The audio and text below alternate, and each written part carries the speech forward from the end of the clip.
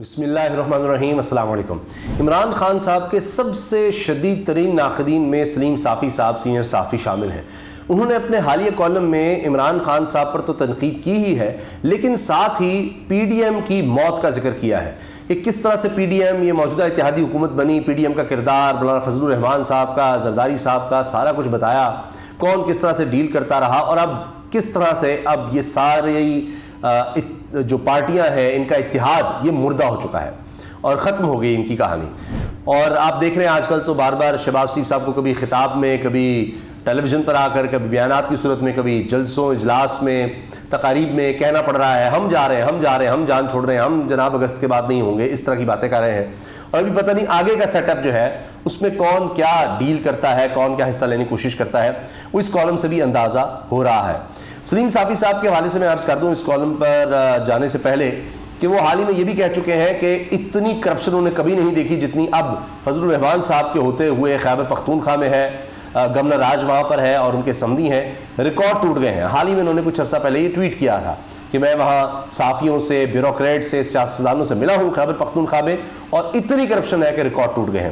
اب یہ اعتراضات ہو رہے ہیں، پیپلز پارٹی کے اعتراضات بڑھ رہے ہیں، تو یہ آپس میں اب پتہ نہیں کہاں تک یہ معاملہ جائے گا.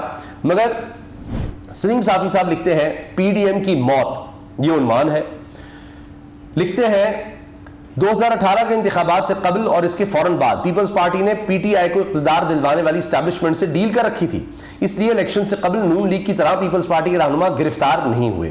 اس ڈیل کے تحت پارٹی کی قیادت نے بلوچستان میں نون لیگ کی حکومت ختم کروانے اور باپ کو بلوچستان کا باپ بنانے، یعنی باپ پارٹی باپ بنانے کے منصوبے میں بھرپور کردار ادا کیا. پھر سینٹ میں رضا ربانی کی جگہ صادق سنجرانی کو سینٹ کا چیئرمین بنانے کی خدمت بھی زرداری صاحب نے اسٹیبلشمنٹ کی ایما پر سر انجام دی تھی. یوں ہم کہہ سکتے ہیں کہ عمران احمد خان نیازی کو ناجائز طریقے سے قوم کے سروں پر مسلط کرنے کے پروجیکٹ میں پیپلز پارٹی بھی بالواسطہ مگر بھرپور طریقے سے سہولت کار بنی. ابتدا میں اسٹیبلشمنٹ کا یہ فیصلہ تھا کہ سندھ بھی G D A, P T I اور ایم کیو ایم وغیرہ کے اتحاد کو دیا جائے، لیکن پیپلز پارٹی کی مذکورہ خدمات کی وجہ سے آخری وقت پر سندھ کی حکومت دوبارہ پیپلز پارٹی کو دلوائی گئی. ابھی کہہ رہے ہیں یہ بھی حکومت، سندھ کی بھی حکومت پیپلز پارٹی کو دلوائی گئی ہے خدمات کے بس. اب وہ اپنے اینگل سے اس چیز کو دیکھ رہے ہیں. الیکشن کے نام پر سلیکشن کے بعد بھی زرداری صاحب نے بالواسطہ اسٹیبلشمنٹ کی یوں خدمت کی کہ جے you I, a N P اور کسی حد تک مسلم لیگ نون وغیرہ اسمبلی میں بیٹھنے کے حق میں نہیں تھے، لیکن پیپلز پارٹی نے ایک بار پھر اسمبلیوں میں بیٹھنے پر اپوزیشن کو آمادہ کر کے عمران احمد خان نیازی کو مسلط کرنے والوں کی بالواسطہ خدمت کی.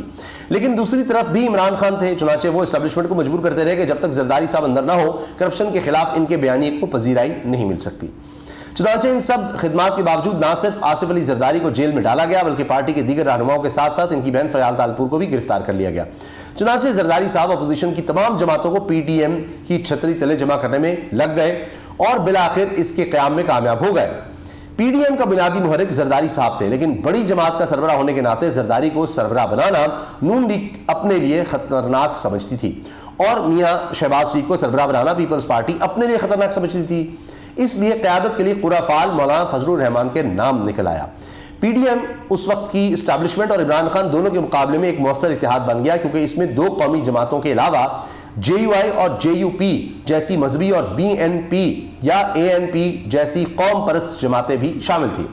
حقیقت یہ ہے کہ اس ہمہ پہلو اور قومی اتحاد نے مختصر وقت میں عمران خان اور ان کے سرپرستوں کے اوسان خطا کر دیے. چنانچہ اسٹیبلشمنٹ نے اسے توڑنے کے لیے کمر کس لی. زرداری صاحب سے اسٹیبلشمنٹ کے نمائندوں نے رابطے شروع کیے اور حتمی ڈیل بلاول بھٹو کو گلگت بلتستان سے بلا کر اس وقت کی اسٹیبلشمنٹ کے سرخیلوں کے ساتھ خفیہ ملاقات میں ہو گئی. یوں پیپلز پارٹی نے کچھ ایشوز کو بہانہ بنا کر پی ڈی ایم سے علیحدگی کا اعلان کیا، جبکہ اے این پی زرداری صاحب کی دوستی میں نکل گئی.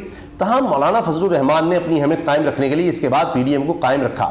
پھر اچانک وہ وقت آ گیا کہ فوج نے عمران خان کی ناجائز سرپرستی سے ہاتھ اٹھا لیے اور یوں بیک وقت زرداری صاحب اور مولانا صاحب کے دل اقتدار کے لیے مچلنے لگے، یعنی زرداری صاحب اور مولانا دونوں اقتدار کے لیے مچلنے لگے کہ اب ہماری باری آ گئی. حالانکہ اصولی طور پر ناجائز اسمبلی کو دوام دینا غیر اصولی فعل تھا. مولانا صاحب اتنے جذباتی ہو گئے کہ پیپلز پارٹی اور نون لیگ کے ساتھ حکومت سازی کرتے وقت پی ڈی ایم کو بھی بھول گئے. اس مشاورت میں انہوں نے اپنے سینئر نائب صدر آفتاب احمد خان شیرپاؤ، شاہ ویس احمد نورانی اور دیگر ممبران سے پوچھا تک نہیں اور دونوں بڑی جماعتوں سے اپنے لیے مرکز میں بھی استحقاق سے زیادہ حصہ لیا اور پختونخوا کی گورنرشپ بھی لے اڑے. پختونخوا کی نگران حکومت بھی عملاً JUI کے لوگوں پر مشتمل ہے اور اہم فیصلے گورنر حاجی غلام علی، سابق وزیر اعلیٰ اکرم خان درانی اور مولانا کے بھائی کرتے ہیں۔ وزیر اعلیٰ اعظم خان چونکہ ضعیف اور حد سے زیادہ شریف آدمی ہیں، اس لیے وہ پریشان اور تماشا دیکھ رہے ہیں۔ مجبوراً خیبر پختونخوا حکومت میں ANP، پیپلز پارٹی اور دیگر جماعتوں سوائے PTI کے کو نمائندگی دی گئی ہے، یعنی سب کو یہاں پر سب کو موجے دی گئی ہیں، مزے کرو سارے۔ اس لیے ہر معاملے کو ایک طرف اور دوسرا، یعنی ہر معاملے کو ایک طرف اور دوسرا دوسری طرف کھینچ رہا ہے۔ نتیجتاً اس وقت کی خیبر پختونخوا کی نگران حکومت، جو عملاً JUI کی حکومت ہے، صوبے کی تاریخ کی بدترین حکومت ثابت ہوئی ہے۔ یہ اب سلیم صافی صاحب خود کہہ رہے ہیں کہ بدترین حکومت تاریخ کی۔ تنقید عمران خان پر کرتے رہے، لیکن کہہ رہے ہیں جی ان بدترین، عمران خان کو تو برا بھلا کہتے تھے، خیبر پختونخوا کی حکومت کو تحریک انصاف کہتے ہیں جی بدترین، یہ ان سے بدتر ہے۔ اچھا، کہتے ہیں جی کہ اس سے پہلے PTI کی حکومت کی تاریخ کی بدترین حکومت سمجھی جاتی تھی، لیکن نگران حکومت اب اس کے گناہ بخشوا رہی ہے۔ دوسری طرف کرپشن کے بھی ماضی کے تمام ریکارڈ ٹوٹ گئے ہیں، خود کہہ رہے ہیں کرپشن کے تمام ریکارڈ ٹوٹ گئے ہیں۔ مولانا فضل الرحمان صاحب، گورنر خیبر پختونخوا، یہ سب انہوں نے تمام ریکارڈ، ان سے زیادہ کرپٹ پاکستان کی تاریخ میں کوئی نہیں آیا۔ PDM کی موجودہ حکومت، اتحادی حکومت سے زیادہ کرپٹ کوئی نہیں آیا۔ دوسرے لفظوں میں سلیم صافی صاحب یہ کہہ رہے ہیں۔ یوں اب مسلم لیگ نون بھی پریشان ہے اور اسٹیبلشمنٹ بھی، کیونکہ خیبر پختونخوا کو اس وقت جنگ کا سامنا ہے، اور اندازہ اس سے لگائیے کہ گزشتہ 3 روز سے کرم ایجنسی میں بھرپور جنگ جاری ہے، لیکن صوبائی حکومت کا کوئی کردار نظر نہیں آ رہا۔ چنانچہ ایک طرف اسٹیبلشمنٹ پختونخوا کے موجودہ سیٹ اپ سے نالا نظر آتی ہے، تو دوسری طرف مسلم لیگ نون کی قیادت ان سے تنگ ہے۔ ANP تو کھل کر سامنے آ گئی ہے، اور ایمن ولی خان نے گورنر غلام علی کی حمایت کی غلطی تسلیم کرتے ہوئے انہیں ہٹانے کا مطالبہ دہرانا شروع کر دیا ہے۔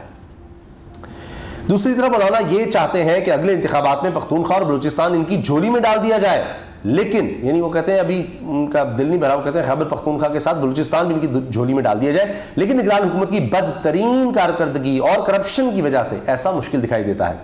جبکہ دوسری طرف پیپلز پارٹی اور مسلم لیگ نون اور بالخصوص ANP دونوں صوبوں کو مولانا کے لیے ترنوارہ بنانے کے حق میں نہیں ہیں، وہ بھی اب یعنی مولانا کے خلاف ہیں کہ یہ کیا ہو رہا ہے، ہمارا حصہ زیادہ بن جائے۔ میرے نزدیک آخری پیرا ہے، آخری پیراگراف جس میں موت کا ذکر کر رہے ہیں، کہتے ہیں جی میرے نزدیک اصل تنازع یہ ہے، اور دبئی میٹنگ پر اعتراض کر کے مولانا اس کے لیے اپنی بارگیننگ پوزیشن مضبوط بنانا اور اپنے گورنر کو بچانا چاہتے ہیں، ورنہ تو دبئی میٹنگ پر ان کے اعتراض کا اس لیے کوئی جواز نہیں کہ وہ PDM کی نہیں بلکہ پیپلز پارٹی اور مسلم لیگ نون کے لیڈروں کی میٹنگ تھی۔ دوسری طرف ان کے پاس اس اعتراض کا اس لیے بھی جواز نہیں کہ جب وہ حکومت سازی میں اپنے لیے استحقاق سے زیادہ حصہ لے رہے تھے تو PDM کے کسی اور رہنما کو شامل مشاورت نہیں کیا، پھر مرکز اور پختونخوا میں حکمرانی کرنے میں اس قدر مگن ہو گئے کہ کئی ماہ تک PDM کا سربراہی اجلاس تک نہ بلا سکے۔ اس لیے میرے نزدیک PDM اتحاد عملاً ختم ہو چکا ہے، اس مردے گھوڑے میں اب دوبارہ جان نہیں ڈالی جا سکتی، اور یہ بات واضح ہے کہ اگلے انتخابات میں ہر جماعت اپنے اپنے مفاد کے مطابق نئی صف بندی کرے گی۔ اچھا، یہی ہوتا ہے ان جماعتوں کا خاصہ ہے کہ ان کو مال چاہیے، اپنے اپنے انداز سے اپنا حصہ چاہیے، فنڈز چاہیے، سیٹیں چاہیے، وزارتیں چاہیے، بیوروکریسی میں رول چاہیے، اپنے لوگوں کو سرکاری نوکریاں، ٹھیکے، یہ سب چاہیے، تو وہ پھر لڑائی شروع ہو جاتی ہے۔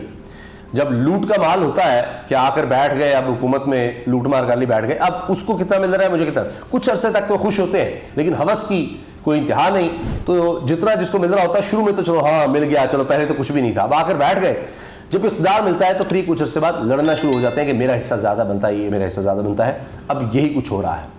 اللہ حافظ۔